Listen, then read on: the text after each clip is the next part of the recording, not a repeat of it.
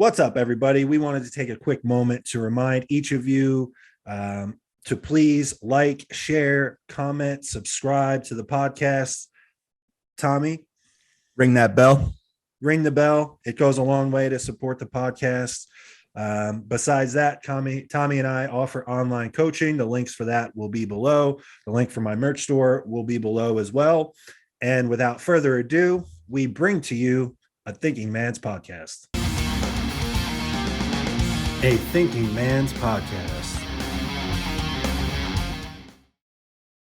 What's up, everybody, and welcome back to a Thinking Man's podcast. This is episode 5. I'm your host. My name is Joseph PIRCHER, and with me, as always, my good friend Tommy Stiles. Tommy, what's going on, man? How are you? Pretty good, brother. How we doing? We're doing all right. Wanted to thank everybody that has followed along so far, left us feedback, especially about last week's episode in which we had our first guest, Dusty Hanshaw.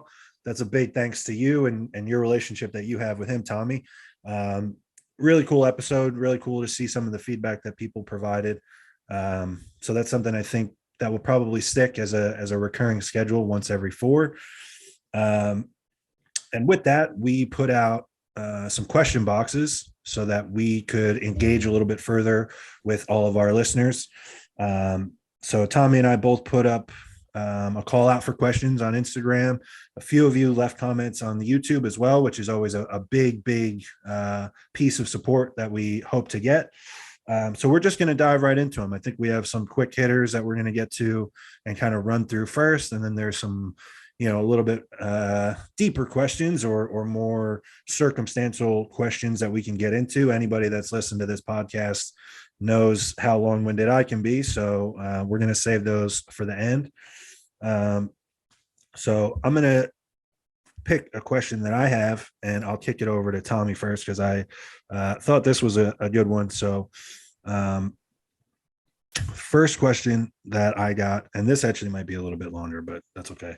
I thought this was interesting. So I had somebody that asked me, what direction do you see the sport of bodybuilding going, and or how you see it evolving over the next decade? Pretty good, right? That's a thinker. That is a thinker. I see. It's hard. I see open bodybuilding in an interesting spot at the pro and the amateur level, especially the local amateur level. I mean, it's kind of decimated. I just don't think you got a lot of young people who are looking up to open bodybuilders. I think they look at it as like a mountain that they'll never be able to climb. And with the popularity of YouTube and fitness industry growing, TikTok, and then classic physique, I think that is more obtainable to somebody. Whereas like Joe, when you and I were coming up 17, 18, 19, who was the pinnacle? Jay Cutler was Mr. Olympia. When I was, when I found bodybuilding, I was like, that is what I want to do. So that's different now. That was 15 years ago. Yeah. So I don't think you're going to see a ton of interest in mass and size. I still think there's going to be a place for it because I think the people who don't have an interest in bodybuilding, they like to see the freak shows. They don't know about the intricacies of the industry and the deaths. They just see the freaks. And I can speak from experience on that because at Junior Nationals in 2021, when Brett Wilkin, Nick Walker, and Sean Clarita posed, my dad, who knows nothing about bodybuilding, was like pulling his phone out, taking videos, sending it to his brothers. Like they want to see muscle. They want to see what's not normal. So there's always going to be a place for that. As far as the women's divisions, there's a lot of divisions, which leads to, sometimes that can lead to a lot of confusion. Like, which direction do I go? Do I follow my passion into a division that maybe it's not best suited for me? Do I do what I don't want to do in order to be more competitive? So, I see the sport as a whole continuing to grow. I see a continued emphasis on health that will grow over the next decade just because of some of the things we've had happen the last few years. I just think there's, John Jewett, to name somebody. There's a lot of people out there leading the charge that are talking about things that were rather taboo 10 to 15 years ago, PEDs, risk management with taking PEDs, getting blood work. No one was talking about blood work when we were coming up. I know. So I see some interesting evolutions in a negative way. And then I see a lot of good coming still with that we're just talking about things that need to be talked about. Yeah, I think, like you said, it's going to evolve, and like anything, there's going to be things that are for the better, things that maybe are for the worse. I think as far as just aesthetically within the sport, discussing open bodybuilding specifically, I think we've already seen a trend. Arnold came out a few years back, and there was, kind of just brute mass was being rewarded across open bodybuilding and on the professional circuit. And there was really no mention of midsection control or, midsection aesthetics. And Arnold basically came out and said, well, I don't care what you guys are doing at these other shows. At my show, that's not going to be rewarded. I want to see everyone that has a tight waist. And then so you saw these guys like Cedric come along and win the Arnold. And since then, I think it's been a positive for the sport because we've seen the best kind of get drawn out of these guys that are still mass monsters. I mean, Nick Walker posted a photo today, off season 293, front double bicep, tight midsection, like tight abs. And this was a guy that was known for having kind of a blocky midsection. I think 10 years ago, bodybuilding would have just allowed him to let his midsection blow out. And in current times, it's forced him to evolve his game. And because of that, we're seeing something incredible. So I think that's a positive. I think that it will continue to kind of trend in that direction where it's going to reward, I don't want to say aesthetics, because we have these 17-year-old kids on TikTok with curly hair, 160 pounds, no muscle, and they think they're aesthetic. No, you're small. But I think at the highest level of bodybuilding, guys that have really clean shape and really nice tapers will be rewarded more so than, for example, the 2009 Jay Cutler. I don't think that we ever see 2009 Jay Cutler win that body win an Olympia again. So I see it almost trending more in the direction of bigger classic physique, where there's just going to be like an evolved version of Chris Bumstead that wins open at some point.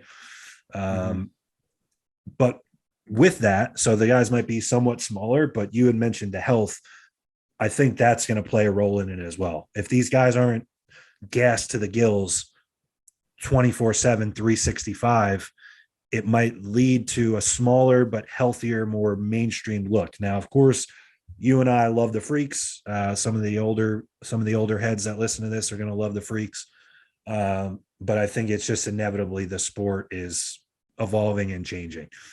And then I think we'll probably just see classic continue to grow as far as the number of people. It seems that the people that are most genetically gifted in terms of shape and structure are heading towards classic. So I see that kind of eventually taking over, like as the pinnacle genetically, for our industry on the male side. I'll be honest, I don't really follow women's bodybuilding. So I haven't really been able to pick up on intricate trends the way that I would with bodybuilding. I do think that wellness is probably the female version of classic physique, where that's going to draw the biggest numbers, and we'll continue to see those physiques that are rewarded at the top continue to evolve. But all in all, like you said, I think that the big takeaway as far as evolution will be within health and like longevity.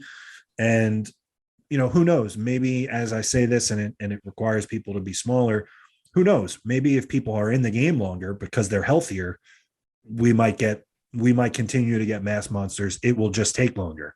And those of us that are in this for the long game, eventually those guys are going to rise to the top of the open division. So I think it's a great question. And, I think we've seen some trends over the last couple of years, and we'll continue to see how things evolve. But that wound up being not such a quick hitter. But what do you, if you have a quick one?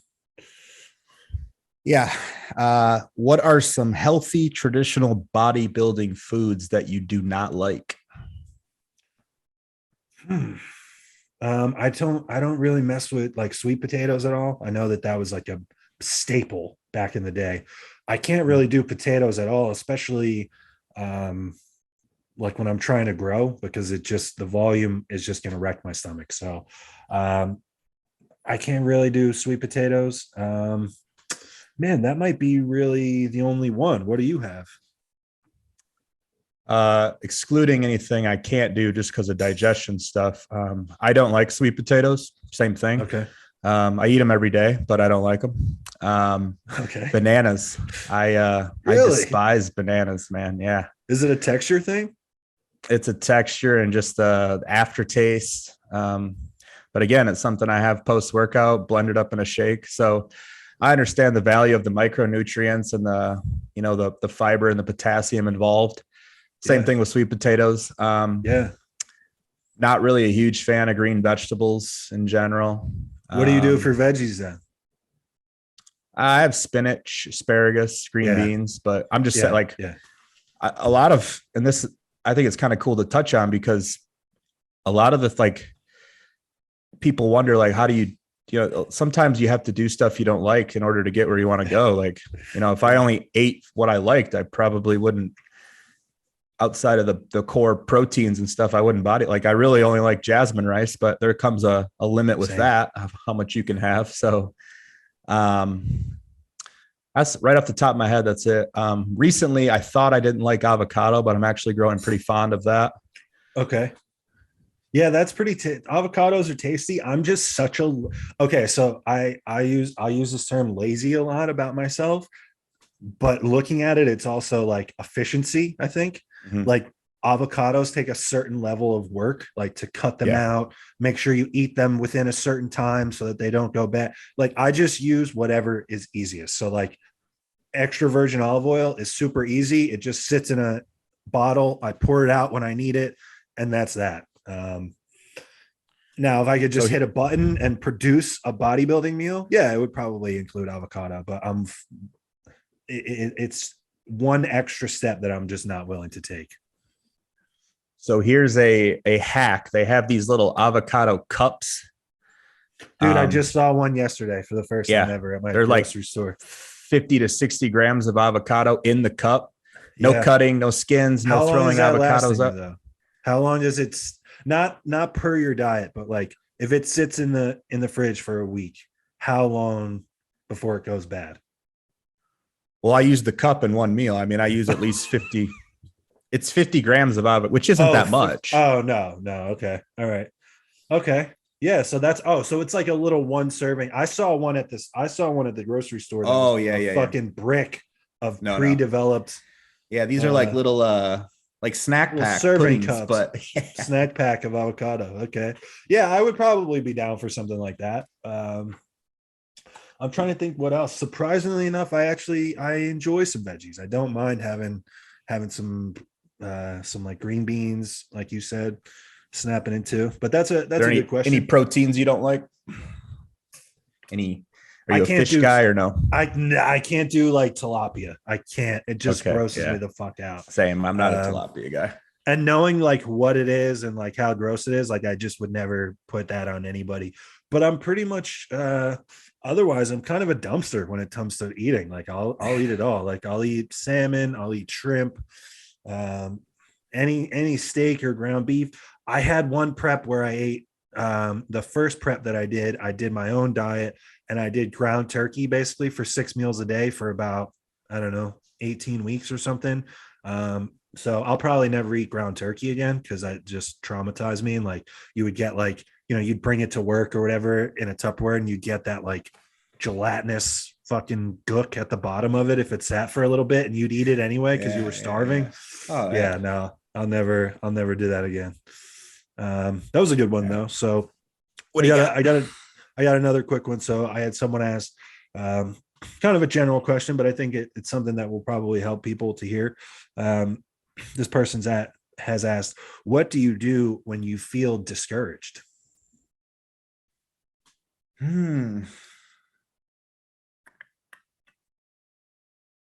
Depends on how discouraged. Or what are you discouraged about?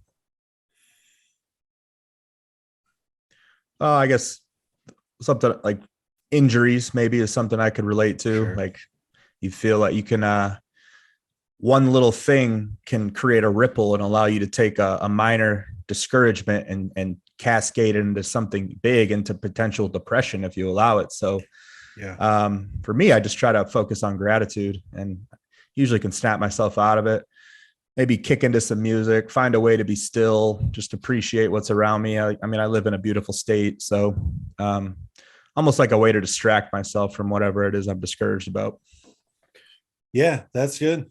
That's probably better than anything I was going to say, because I would say, like, to ask further, like, what are you discouraged about? Because then that might kind of shift how you go about it. So for me, I try to break things down. I'm like super analytical. So it's like, okay, I'm feeling discouraged. Well, what am I discouraged about? Am I discouraged because I'm feeling like I'm not making progress? Maybe. So, okay, let me break that down. Am I doing everything that I can possibly to make progress? Yes. Am I nailing it on a daily basis? Yes. Do I have someone like a coach in my corner that has objectively told me that I am making progress? Yes. Well, then now that I kind of don't feel discouraged, because I realize that maybe it's just in my head. But yeah, you backtrack gratitude. and then you problem Yeah, solve. just like reverse engineer it. Like, what would be causing this? But I think you said it best. I saw this somewhere online, and I think it's so true. It's like gratitude is depression's kryptonite. So, I don't know if that's necessarily always the case, but I think in this case, if it's not depression, but you're just feeling discouraged or a little down about things, I think feeling gratitude about what you do have, or what you have done, is a good one. Mm-hmm. Shoot. Quick one. What are some outside symptoms you look for in someone that may be over caffeinated or overstimmed? Lack of sleep. Any physical characteristics that you can, if you see someone, can you maybe profile them and say, like, I bet that person might be using a lot of caffeine? Yeah, if there's just someone that, if, like, for example, if you're coaching someone and let's say they have a stressful job, they have a stressful work environment, they have a stressful home environment, or someone that's maybe working multiple jobs, or they have a stressful job and they have kids, all these different things where it's like the average person just turns to caffeine to get them through each element of their day. So people that have like a loaded day, most of the time, I think, are using caffeine to get through it. As far as like physically, it's tough to tell, because at least for me, I know you help people in person as well.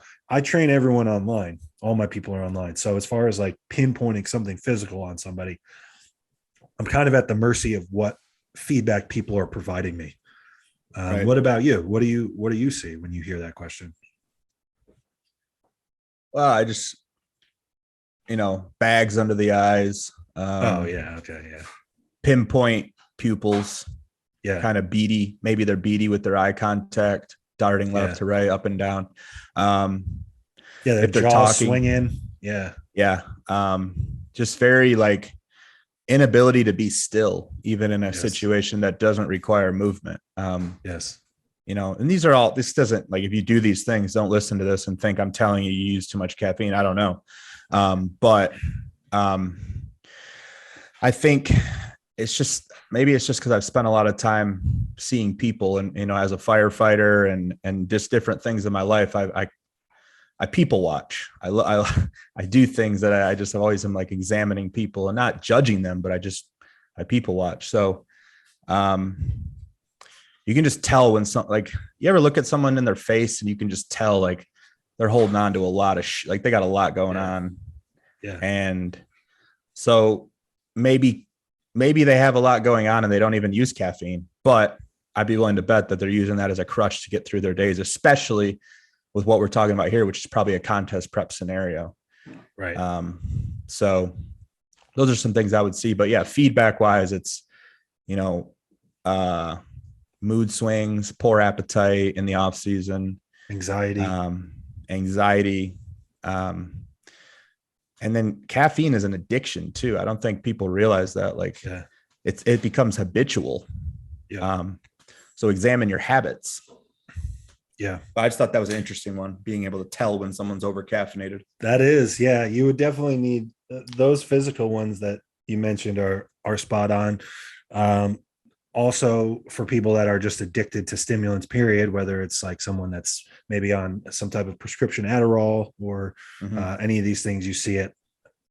I got one. This is kind of a quick hitter, kind of a simple-minded question, but this guy asks, high weight and low reps during training or low weight and high reps during training? So I have a very specific answer about this, but go ahead.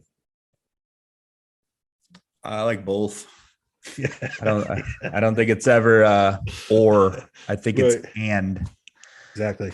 You know what I mean? Yeah, I mean, so, we've seen in research, like, again, like I probably tend to like nerd out a little bit more, and I know that a lot of people in the bodybuilding community don't like to hear black and white responses that come from research, but I think this is one that makes sense both on paper and then anecdotally, as far as like your physical experience in the gym. I mean, we've seen from reps, 5 reps to 30 reps with the same proximity to failure, it's all the same. So like Tommy said, I think it probably makes sense to have a nice range of all that, depending on the person's age, their training age, injury history, and what body parts we need to improve. I typically shy away from going less than 8 for most people. I personally do not go less than 8, depending on like body parts and different injuries that I've had. But yeah, I think there's application for both. I mean, I think it probably makes sense to have your compound movements on the lower side of that big range, and then some of these isolation movements, where you're trying to just like push metabolic, like pump type training on the higher end. I think that makes sense. But like you said, it's and it's not or. I don't think anyone should go in and exclusively do sets of 5 on everything. So plenty of room to work with in there. What do you got? You got another quick one, or do you want to start diving into some of these? I'll mix one in. How to handle things when eating Stiles.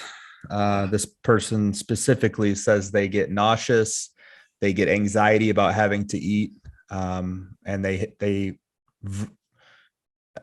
as an analogy, they feel like they just hit a wall. This is off season. We're talking, and I can speak on it. I've felt all of those things that he described, so I understand that what he's trying to insinuate there. So in the specifics of the question was, he wanted to know if that's, how do you know when to pull food back based off the feedback? So it's not a black and white answer where you can just say, well, if you're nauseous, you need to pull food back, or if you're not hungry, you need to pull food back. There is a period in off seasons for men and women where the rubber just has to meet the road and you have to force feed. Now the degree of that is going to be based on your feedback. It's going to be based on, how many weeks have we been pushing, how, our PEDs in play, how much inflammation's built up. Context is king. We can say that about every question that we're going to dive into longer here. But in general, just because you're not hungry, that's not a reason to mini cut or to pull back or to not eat. That's that's trying to speak in absolutes. And like, there's plenty of meals that I don't want to eat that I eat. And I know that I'm not in a place where I need to pull food back. Like I don't need to deload. My training's going great. Like I'm not struggling to sleep. I'm not like experiencing digestion issues. It's just the simple fact that I don't want to eat. Now, if you're getting nauseous, anxiety around eating, that might be more of a personal issue more than like there's an issue with pushing food. As someone who's had anxiety about having to eat, I think it was because I just wasn't doing my due diligence about, and I wasn't crystal clear on what my goals are. And I didn't understand that like, this is what I have to do to get to where I say I want to go. So that, maybe reminding yourself of that. And then if you decide like, man, if this is what it takes, I don't think I want to do this, then you've identified that this isn't for you. Not speaking to this person individually, but just overall, like somewhere along the line over the last 8 years, it just clicked that like, man, there's no other way other than a lot of food for me to put on all the tissue I need over the years to be competitive. Like I'm someone who naturally does not have a high appetite. I'm not a foodie. If I was not a bodybuilder, I'd probably eat 2 to 3 times a day max. I would fast every day till 2 in the afternoon because I don't really like to eat in the mornings. And that would be my life. But I chose bodybuilding. You have to be able to eat. You have to override what you don't want to do and just do it anyway. So a lot of different feedback things you could take and answer that question in different ways. But that's kind of some general things I would say based off my experience. Yeah, you pretty much nailed it. I don't know what else I could add that you didn't touch on. I mean, you said it best, even answering a question earlier in the podcast. Like sometimes you just have to do shit that you don't want to do, or sometimes you just need to do things that are uncomfortable. Like you're talking about adding new muscle tissue and physically adding more human to your frame. It's not going to be an easy process. I like that. So yeah, I think of course, context is king. Like, okay, if you're wondering if this, how can I answer this so that people have the thought process to know if this is them in their own situation? One, I would go get your blood work done. If your inflammation markers are through the roof and your like CRP, for example, if that's high, that's an overall inflammation marker. That's a bad sign if that's high. If your fasted blood glucose is trending high and consistently above 90 and definitely above 100, that's a problem. And then on your blood work, if your A1C is elevated, that marker is an average basically of where your glucose or your insulin has been for the last 3 months. If that number is high, all of these things are high, it may be time to pull back, depending on what the rest of your protocol and the rest of your blood work looks like. But it might be time, if you aren't using some of these like glucose management, inflammation management strategies, that may also be a time. So again, it's totally context dependent. Yeah, as far as the anxiety, I've been there too. And it's just, man, at that point, like you said, Tommy, it's just like, how much does this matter to me? And it's just a mental fight. Like you just need to chew and swallow the food. As far as like a mini cut, man, it sounds simple and it maybe sounds self-serving because Tommy and I are both coaches. But if you aren't sure about how to approach the next phase of whatever season you're in, hire a coach. That's what they get paid to do. If your body fat percentage has gone past where it should be, knowing that at some point you're a competitor and you need to eventually pull it back down to stage shape, and you can't tell from your own 2 eyes if you've gone too far, hire a coach. They will tell you that. And then I would also look at, again, like trying to make it more of like the thought process for people to apply to their own situation. I would look at the food sources that you're using. Tommy, you talked about it before, like you don't like sweet potatoes, but you do them. Just hearing that, if you and I were having a conversation off air and you were like, man, I've gotten to a point where like, I don't know, I think I've hit a wall. I'm not sure if I should pull back or if I should keep pushing forward. I have these sweet potatoes in my diet and like, I can't even look at them. They're disgusting. It might be time to say, okay, well, Do you feel that way about white rice? Do you feel that way? I mean, especially if it's like something like a post-workout, like, do you feel that way about a rice-based cereal with a whey protein shake? Like, there's different things that you can implement. If my goal at the end of the day and at the end of all of this is to be a huge open bodybuilder, I'm going to exhaust all of these possible avenues before it's time to go to maintenance or even go to a mini cut. So I think there's a lot of takeaways there. If this is your current situation and you're not sure, I think there's a lot of different things to explore before you just, I don't want to say give up, but before you basically just throw in the towel and say, oh, you know what, this mass phase is over. Like, I need to pull it back. Yeah, I think we're going to get into this question, so I won't spend too much time on it, but I think mini cuts are often used more as a crutch for not wanting to continue forward when you need to, versus they have application. I hate the term mini cut, but maintenance, pullback, whatever you want to call it. Sure. But a lot of people, they just fall back like, I've had enough of this pushing. It's like, I need something else. I need something comfortable is what it is. Yeah. This has gotten uncomfortable, there you go. And I need to revert back to comfortable ASAP. And it's like, this is why people look the same year after year. Right. This is why, like, okay, like you get a little uncomfortable with how your belly looks in the off season. Your shorts are a little tighter, what have you. The beach is coming up and all your friends are going to be out on the beach and you don't feel great with your shirt off. Like, what matters more, picking up chicks at the beach or being huge on stage 18 months from now? For me, it's kind of a no-brainer. I want to be huge. So I'm going to eat the food. And even if my belly gets a little bit out of whack, I have a great coach in my corner that tells me, like, hey, we're still in a spot that we need to keep pushing food. So I'm going to keep pushing the food.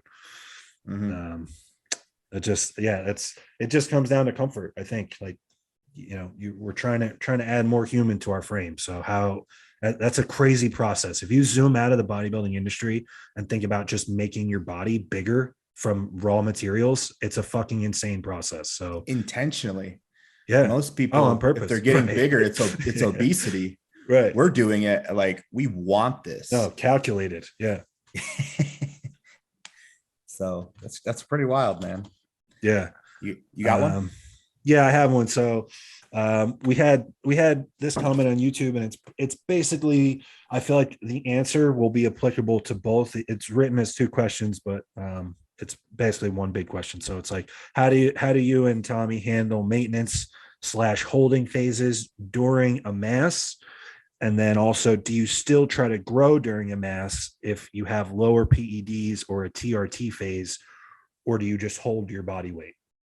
So Tommy, you can kick it off on how you handle these situations. Speaking for myself, and similar to clients, but I just had a client do a 9-week maintenance phase. So I'll kind of touch on some things I did with him. Yeah, that'd be great. Ideally, if we can hold all the weight we put on, that's a perfect world.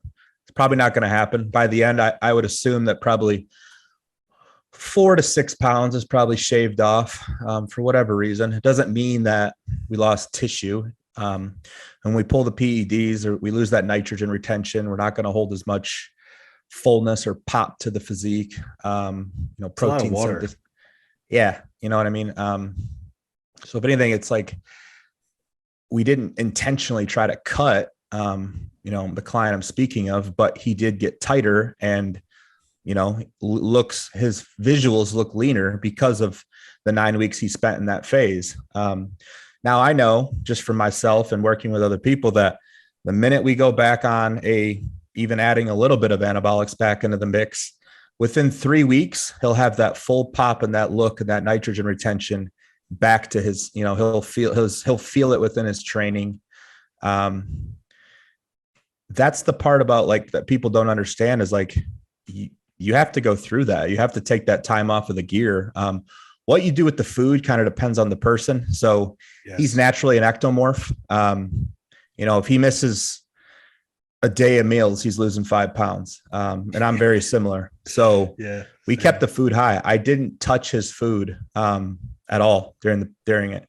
I actually, and then training, this is where most people also kind of get twisted is as the weeks were progressing, we started pulling training volume back because we didn't have that assistance from the PEDs to facilitate that training volume. We had the food, but you know, he was losing reps. He was noticing performance, maybe take a dip. So I was like, hey, we're going to treat it just like we're close to a show, stimulate the muscle and get out. You don't have the assistance right now to, you have the assistance with calories, but you don't have the assistance with the gear. So I want you to hold your strength as best you can. And he did all through the 9 weeks. He didn't lose. He was actually gaining strength, beating the logbook, adding load. We weren't really progressing with volume. In fact, we took volume away as time went on. I pulled one of his HIIT cardio sessions just to manage fatigue a little bit better. Kept the steps in play, but there really wasn't too much we did. Like I said, I think we finished 4 pounds lighter than where we ended the phase. And it primed him for, you know, to get back into his next growth phase and then lead into a prep. So that's kind of how I approach it. Obviously everyone's different. If I have someone who can put on tissue, like a mesomorph, male or female, they're probably going to get their calories pulled back a bit more than someone like an ecto. Anybody who has the ability to get fat just as easily as they do to put on tissue, they probably have to quote unquote mini cut or diet a little bit to clean things up in order to make all the markers you mentioned earlier, the insulin sensitivity, the CRP, the A1C you mentioned, to get all that within a good place to be primed to start a growth phase. Sometimes it's not about what we're doing now isn't about just to do it now. It's for the next phase.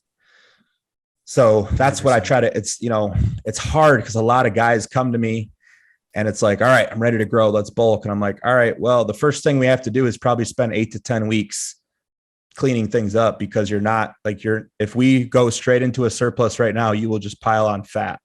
Yep. That will make your life worse. You will hate everything. And that will make your prep disastrous if we have to go to a prep from that. So we have to spend 8 to 10 weeks taking a step back in order to take 2 steps forward. And then you have no runway either. If you come to me and you're fat and you want to be big, okay, even if I say, okay, great, let's push calories and just try to get huge. What are we going to do this for 8 weeks before it's really time, like where we have no choice but to pull back? Or do you pull back for 8 weeks and then maybe that sets you up to have 24 weeks to push? Mm-hmm. So yeah, it's all setting up the next. It's like, man, if people haven't picked up on the fact that you and I are trying to promote this idea of playing the long game, both in terms of bodybuilding, business, relationships, all of it at this point, 5 episodes in, we might as well just pack it up at this point. I would say from my perspective, all the same things that Tommy touched on as far as the person's body type being a big marker or indicator of like what to do calorie wise. So let's say I have someone in a mass phase. It's time to dial back anabolics to a TRT level. It depends, 1, on what type of body type that person is. And then 2, I think maybe even more important than like what you think you know about their body previously, more so, how has this calorie total been trending their weight for the past 4, 6, 8 weeks? If in the past 6 weeks, you've had them on the same calorie total and every week they've gained 1.5 pounds, and now all of a sudden we're going to take anabolics out, I think it makes sense to pull food down as well. Because if I continue pushing you and you go up 1.5 pounds each week and now anabolics are out, it's not going to be partitioned the same to new tissue. It's going to be more partitioned to fat.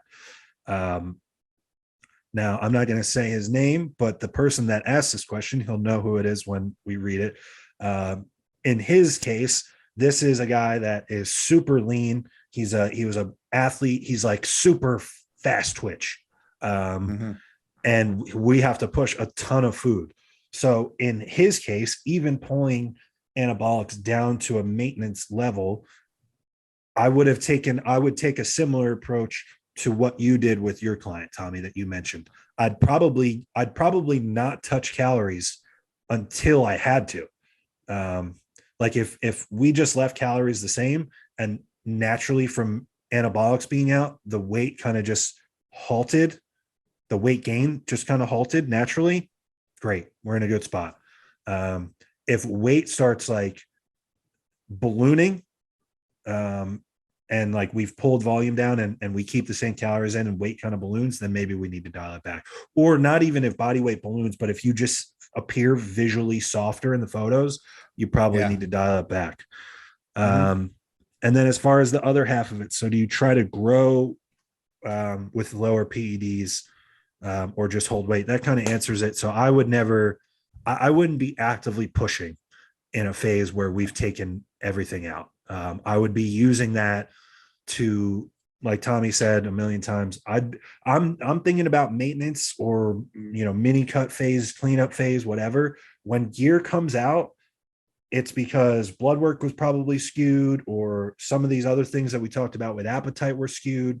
So we're just going to basically wash away all of it and set up like a fresh, long runway mass phase where we're going to clean things up 6, 8, 10 weeks, whatever the person requires, whatever the blood work is dictating.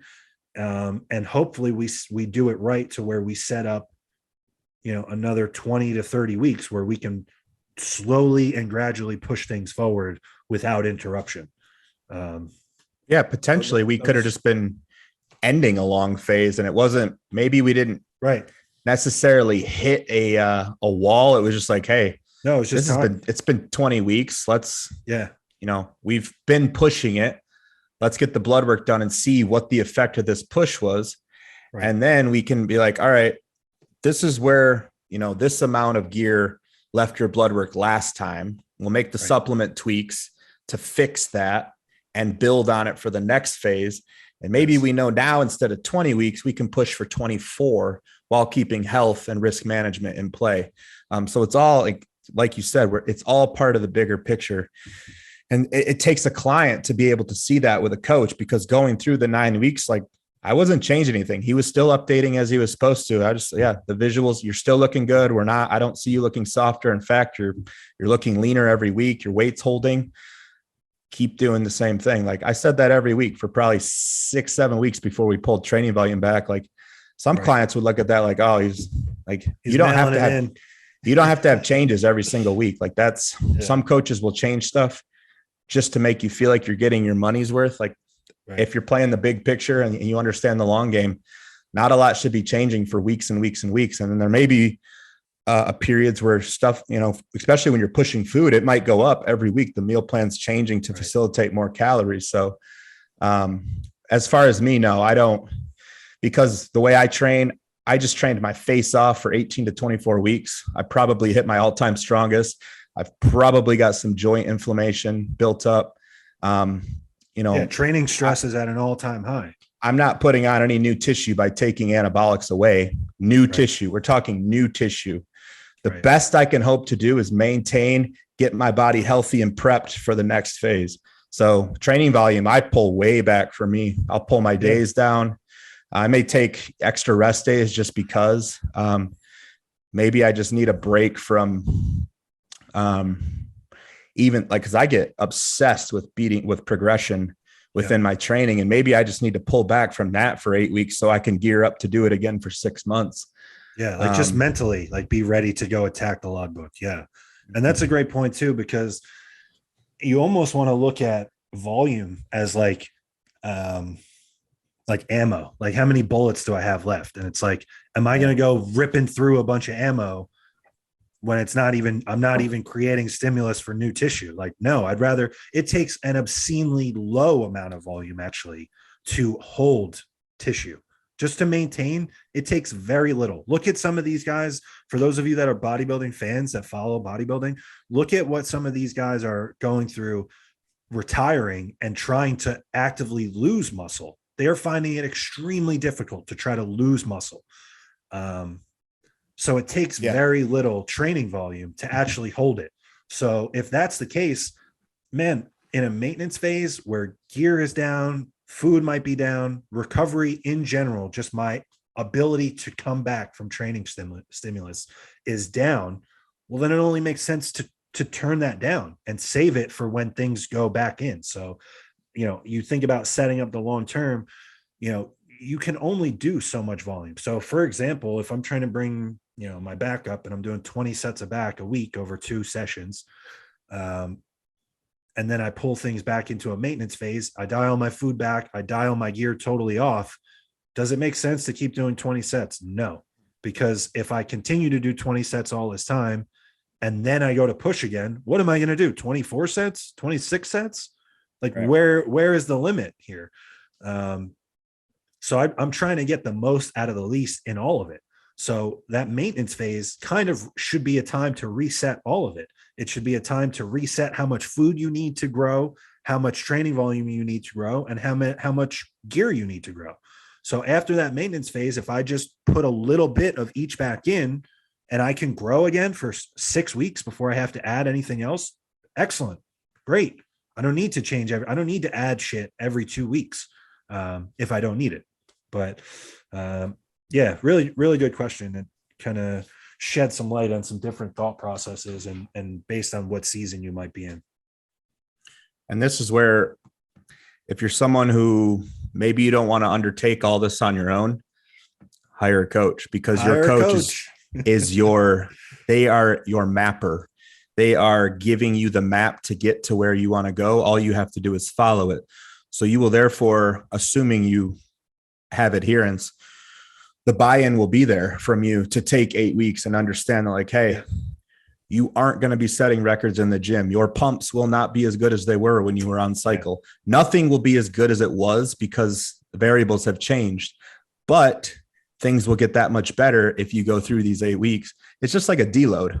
No one likes deloads, but I'm in one right now and it's the fucking worst. I got everybody if done right, picking on me. It sets you up.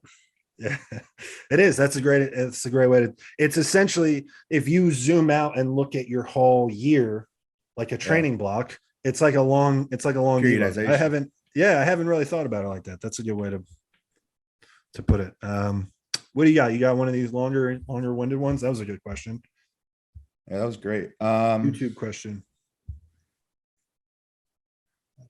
All right. You want to dive how to handle eating post show? What is the appropriate amount of time to take a break? Take a break obviously is going to have a lot of context dependent. So I'm asking you answer it from your perspective. I already know what it is. Man, I finish a show. Truthfully, I eat whatever the fuck I want, and it's usually an obscene amount of food Saturday night. I'll usually go to breakfast Sunday, and it's an obscene amount of food to where I don't want to even stomach any more off-plan food for the rest of the day Sunday. So I've probably gotten back to like just chicken and veggies by Sunday night. And then I'm back on plan Monday, always like ripping to go, super excited. My coach usually has to dial me back and say, hey, don't be a fucking asshole in the gym today. So and usually for people, I'm honestly surprised to hear that. I mean, you know, as a bodybuilding fan, you know, the stories of like Laverne, where, you know, some of these seasoned, established upper echelon competitors would take like months off after the Olympia. But for the most part, for people in our realm that I've helped and been around, like that's the time that motivation is like super high, because you've just been shown essentially where you stand within your show. Like you know now where you stand and where you need to improve. And then if you set your prep up correctly, that final week is essentially a deload. So the whole week you're just wiping away fatigue. And then Monday you should be ripping to go. So just my own personal experience, I don't mean to sound like Mr. Hardcore, but that's just how I've always viewed it. And I've always approached it. I've always looked forward to going back to the gym on Monday. Now, if you're someone that just had like a brutal prep, or maybe besides being a brutal prep, you had some life shit happen to you, and, you know, you really need to invest back into your significant other and, or whatever the case is, and you want to go on vacation. I mean, I've seen some people where they intentionally plan a vacation to leave, Sunday after the show, and they go for a week and they eat whatever they want. And maybe they do some light training at the resort or whatever the fuck, whatever they have going on. And I think that's fine too. I think as I've grown in this game, I realize that, again, not in an extreme fashion to where you're 40 pounds up in a week. But I don't really think there's a whole lot of benefit to dragging out this very slow reverse diet out of a show. If you're truly in contest shape, the number one priority that we have coming out of a show is getting you back to a healthy level of body fat to where you've washed away some of these adaptations that happen when you're truly in contest shape. So we're talking about sleep being messed up, sex drive being messed up, food focus being like crazy and skewed to where all you can think about is cookies and pizza and shit. Like, we want to wash away all that stuff, get you back to a healthy level of body fat. That way you're productive in the gym. People talk about, the 6 weeks after the show is I put on more muscle than I do the rest of the year. Wrong, false. On record, I will tell you black and white that that's not true. You're not anywhere near a hormonal level, like a healthy hormonal level to where you're producing new tissue. So it's really just a matter of trying to get you healthy again, and then we can get productive and push forward. So as far as time off, man, that's my perspective. And for this person that's asking that, I would say, you made a great comment earlier in this, Tommy. It's like, you would maybe at that point have to reassess or ask yourself, like, why are you doing this? Or what is your end goal?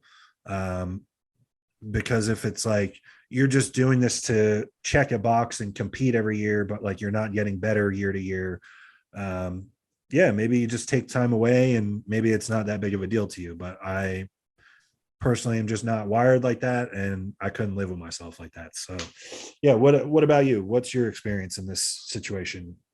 Both with yourself, but also like with people that you've helped and just being around people in the industry. Yeah. I mean, with me personally, it's, I also Saturday night, honestly, like, I don't go nuts on food. I just want water and a shower after I compete. I'm usually pretty tired.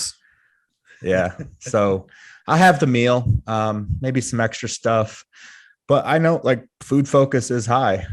Sunday, no rules, man. I will binge eating disorder for a day. I am a normal American on the Sunday after a show. Like, sure. Yeah, I will eat when I'm not even hungry, just because 100%, man, I wouldn't ever want that, but you know what? I'm having it today. Like, I want to make sure, like, you got to check it off the list. Yeah.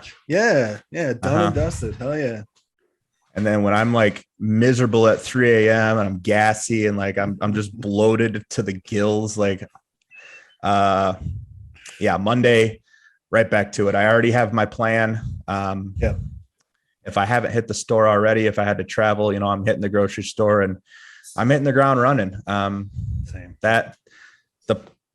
And the way I can do that is because stepping on stage is just a moment in time. It's a checkpoint, done, checked. I may take a few days before I really reassess my look and everything, because emotions and all sorts of shit can kind of be in play the day after the show. So I've learned for myself, like, all right, maybe don't make your show plans within 4 hours after you compete. Because like after junior nationals, I did that. I was like, all right, this is what I'm doing. I had like a 24-month plan, and it was like, all right, 3 days later, I was like, man, maybe I should make sense. Rethink that a little bit. So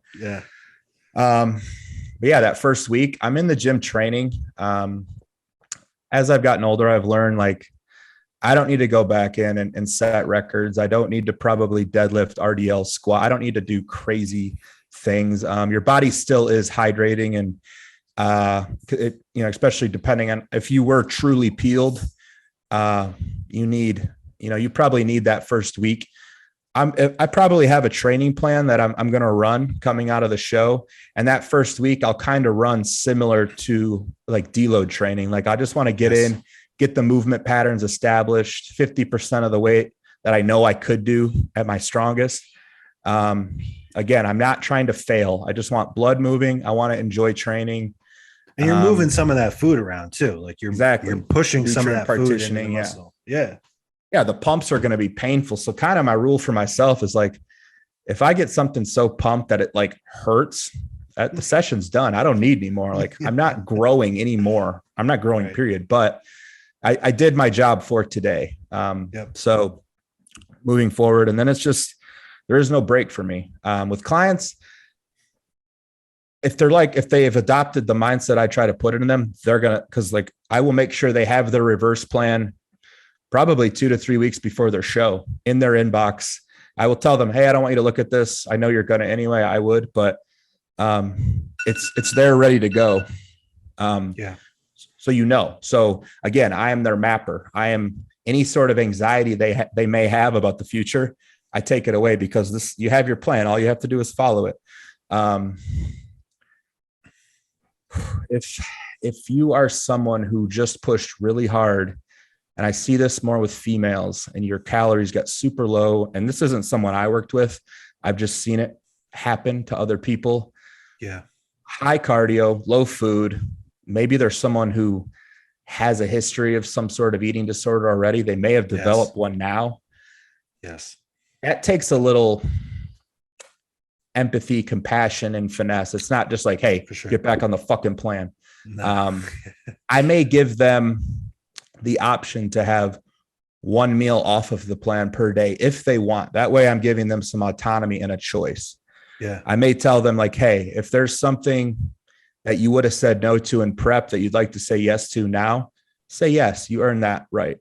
But if it's boredom eating or just like impulsive eating, you need to take it upon yourself to not do that, because that will create habits.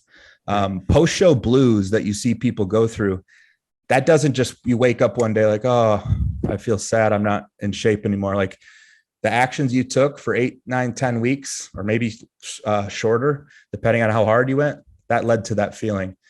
So you can avoid that sense of discouragement, reverse engineer it like you talked about earlier, based off how you act. And again, it's like, what's your bigger picture? What's your why? The goalpost has to move. You just did that show. Do you want, like, what's the next plan? Do I need a full off season, a full year out? Like I have a girl competing in 5 weeks, first show. I've already kind of let her know, like, hey, you need all of 2023 off to grow and build and just get, keep pushing, getting more finances in order, because bodybuilding is expensive, and the higher you want to go, the more it will cost you. The stage takes a lot of money. 2024 is when you'll get on stage. So I've already put it in her head, like, hey, we're going to go all out for the show, check that box, and then the plan moves forward. Like this is a big picture game. So that's kind of how I handle clients. I think you just have to know yourself too. And I have, like, as a coach, I try to know my client. And I'll tell, like, if I had an opportunity during that first week and it was like, maybe I'm going to have some, I'm not going to just boredom eat, but if I can have something that I wouldn't have had in prep, maybe I'll have it. I won't totally restrict myself, because I know it's not going to hurt me if I'm still following a plan. You know what I mean? But if that desire is not there, and most of the time it isn't for me, just because I'm not a foodie. For me personally, I'd rather just be on a plan strict. That's one less thing for me to think about. That's where I find my joy, is just rigid routine with that plan. So I think you got to kind of identify yourself. How long is it appropriate? There's no right answer for that. Because I don't take time off. I don't think anybody wants to take time off. If PEDs were in play, especially as a woman, like I have a PCT that I'm having them run starting, 2 days post show. So how you go about eating determines how you're going to rebound. There's no reason you shouldn't look pretty damn good 8 weeks post show if you did everything you were supposed to do. Maybe you can still have one thing off plan a week, but if you want to, you just spent all of that time getting into what probably could be the best shape of your individual life, and you're going to waste it in 2 to 3 weeks just because you can't have some self-control over what you put in your face. Just like over competing, the stage will always be there. You do not need to compete every single year. Food will always be there. It doesn't have to be always Thanksgiving for days and days and days after your show. That food that you're having that you think won't be there, it's going to be there, man. Yeah. And I just will touch on some things because I've also been there where Sunday, like I said earlier, like, oh, I'll just do breakfast. Don't get me wrong. There have been times where Sunday is an eating disorder in itself after the show. Like this last year, basically a year to the day, I did junior USAs and drove back from Charleston, South Carolina to New Jersey with my buddy Tom.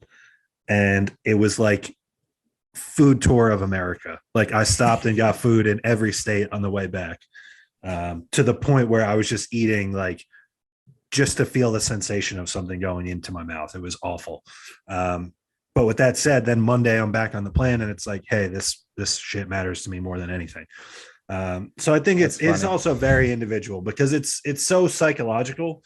So it really depends on where someone is. And like you said, it's psychological, but it's also so hormonal as well. So like females, I think, take the brunt of contest prep much worse than men. Like men bounce back much smoother.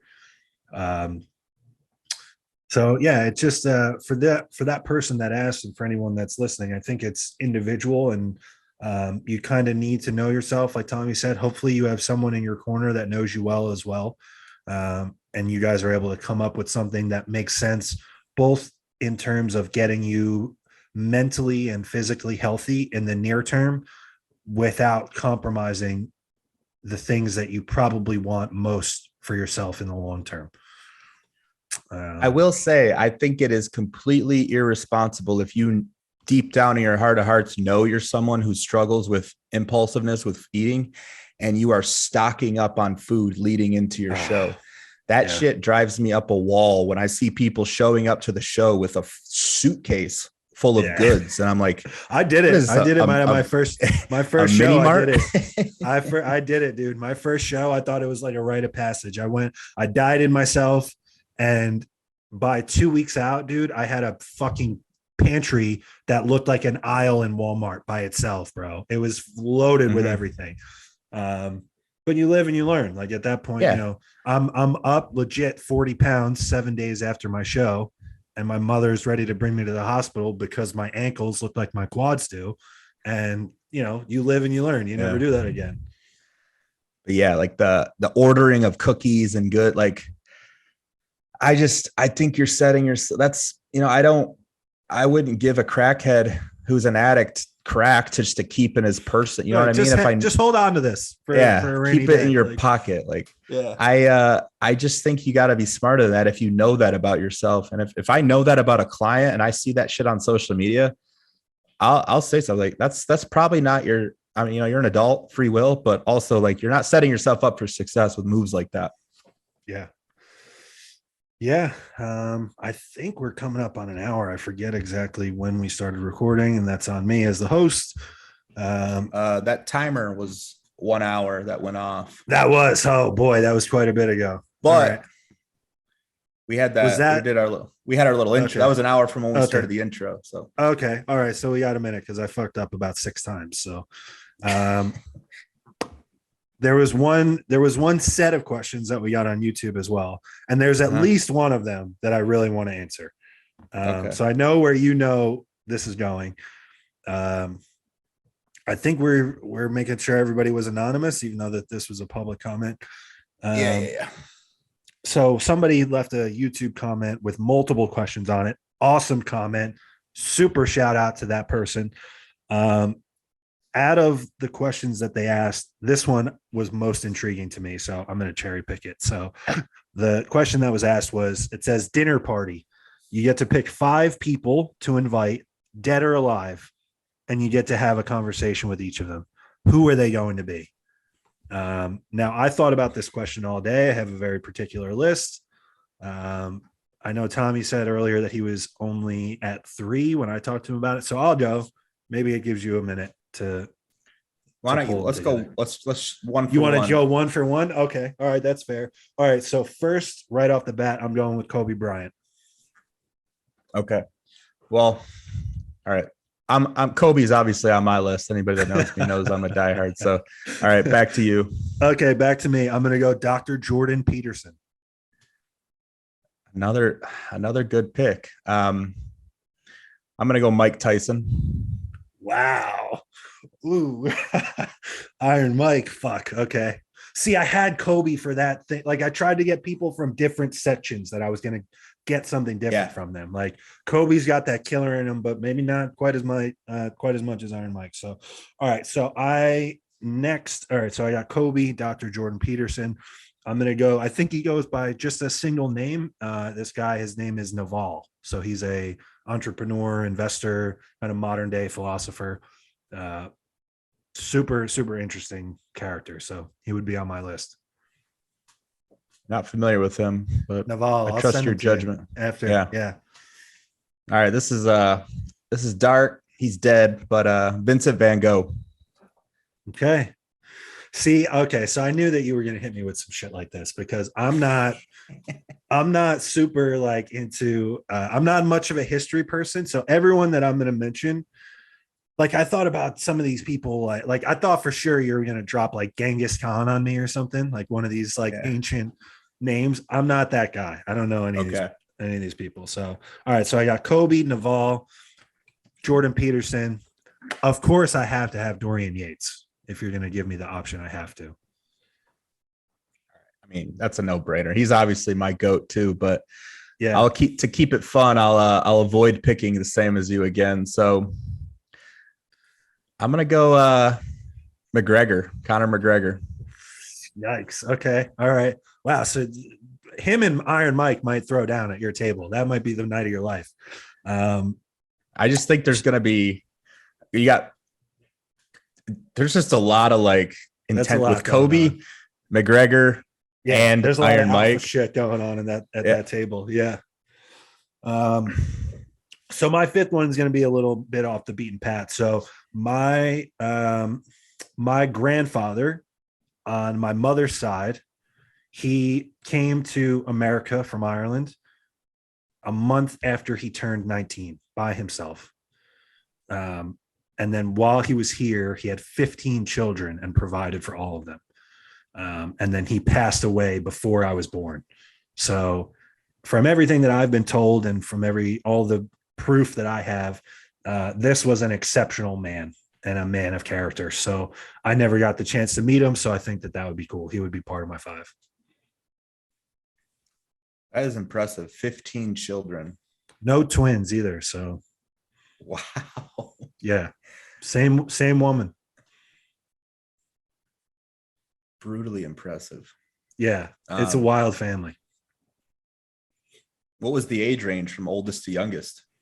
Oof, man. I don't have the exact answer, but it's at least 20 years. I mean, just do the math. Like, it might even be more. I would say that my Uncle John is oldest and he's well into his 60s. And then my Aunt Colleen is the youngest. I just talked to her today. She's going to be pissed. I don't remember it. I'm going to say she's 40. Okay. Damn. Yeah. Yeah. I mean, I gotta, just because I've already talked about him, Marcus Aurelius, I'd have to get inside his head and know, I have to know how he was able to think that way in that time. He wrote meditations during the plague. I have one though. So I have a question for you that might throw a loophole into, or throw yours for a whirlwind. So, because I've seen this question answered before, similar type responses with people from different parts of the world and different eras.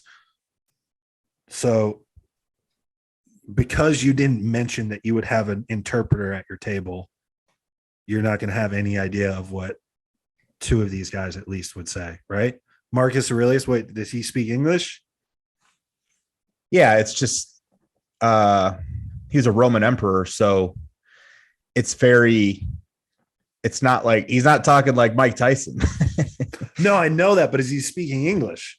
If he's a Roman emperor, what is he? Is he speaking Italian? Wow, we probably sound like idiots. I sound like an idiot right now. Yeah, no, don't cut that out, Paul. No, he's speaking English. The book that I read is written in English. Okay, what about who was the other guy? Vincent Van Gogh. Did he speak English? Yeah, Van Gogh was an artist. Was he an American? No, I knew that he took his own year. I know, but was he? Was he an American? I don't know. I want to say he was like French. Okay, so do you speak French? Maybe he wasn't French. Again, like maybe I made myself sound stupid there, but I just knowing what I've read about him is why I chose him. But yeah, I mean, if you want to get an interpreter, who are you taking out? Well, because what if he's just going to talk shit to you the whole time? You're not going to have any idea what he's saying. I mean, I'd have to remove Van Gogh because the other four speak English, so I'm good there. Oh, so you would just take them out, say fuck it. I'm not going to have a I'm not bringing an interpreter in. Okay, all right. You're going to ruin the flow of the dinner. Maybe Iron Mike speaks French. He might. I actually don't know what Van Gogh's nationality was. It's a shame we don't have Paul live to pull that up for us, Yeah. Like he's just miking in like you guys are fucking idiots. All right. Yeah. One day. All right. I think that's everything. Yeah. Pretty good turnout question wise. Thanks to everybody that wrote in. I was just glad we got to more than like 3. You see these Q&A episodes people do, and like they end up doing 4, right? And 8. Some of these shows go like 2 hours. So I know, yeah. And I appreciate that our production was good. It was good, and I appreciate too. I feel like we've put out a certain vibe to people where like nobody asked, at least on my end, nobody asked like if I wanted like nipple size fingers or finger size nipples. You know what I mean? I didn't get any of those silly ass questions. So appreciate everybody that wrote in. And moving forward, whether we're doing a Q&A that particular week or not, if you guys have questions, leave them in the YouTube comments, and Tommy and I will kind of backlog them and save them. We'll do one of these Q&As every so often. I'm not sure that we have a schedule worked out specifically, but as always, we're coming to you guys every Monday. For Joseph PIRCHER, that's Tommy Stiles. This was a Thinking Man's podcast, and we are out.